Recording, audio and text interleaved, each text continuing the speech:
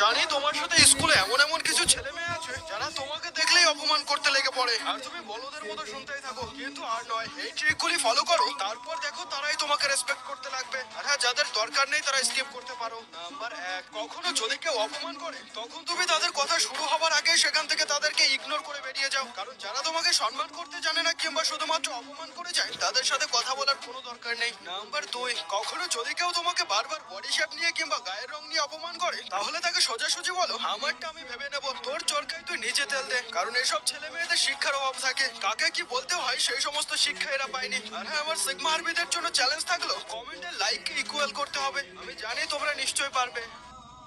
জানি তোমার সাথে কাউকে যদি তুমি শুধুমাত্র কথা বলে ইমপ্রেস করতে চাও, তাহলে আজকের এই সাইকোলজি ট্রিক গুলি ফোনের ভলিউম আস্তে দিয়ে কানের কাছে নিয়ে শোনো। তারপর দেখো সামনের জন কিভাবে তোমার জন্য পাগল হয়ে যায়। কিন্তু যদি ভুল করো তাহলে হিতে বিপরীত হতে পারে, তাই ভালো করে শোনো। নাম্বার 1, ফার্স্ট অফ অল যখন কাউকে ডাকবে তখন তার নাম ধরে ডাকবে, এবং নাম যদি জানা না থাকে তাহলে তার নামটা জেনে নাও। কেন সেটা আমি পরে বলছি। নাম্বার 2, যখন কথা বলা শুরু করবে তখন বডি স্ট্রেট এবং হালকা মুখে হাসি নিয়ে কথা বলো, এতে তুমি কনফিডেন্ট মনে হবে। আর তুমি যদি নার্ভাস মনে হও তাহলে সামনের জন কনফিডেন্ট মনে হবে, আর তুমি যদি কনফিডেন্ট মনে হও তাহলে সামনের জনকে তুমি নার্ভাস করতে পারবে আর তার কথার উপর তুমি কন্ট্রোল করতে পারবে। নাম্বার 3, ফার্স্টে যে নাম শুনেছিলে কিংবা তুমি যদি তার নাম জানো তাহলে তার নাম ধরে ধরে কথা বলো, এতে তুমি বেশি অ্যাট্রাক্ট করতে পারবে। আর কমেন্ট বক্সে আমার সিগমাদের দেখতে চাই।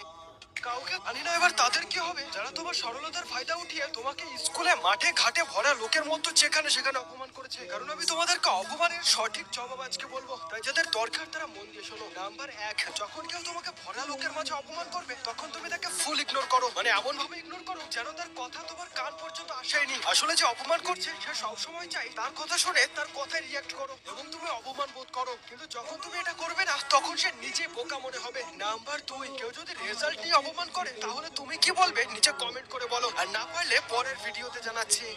জানি না এবার তাদের কি হবে।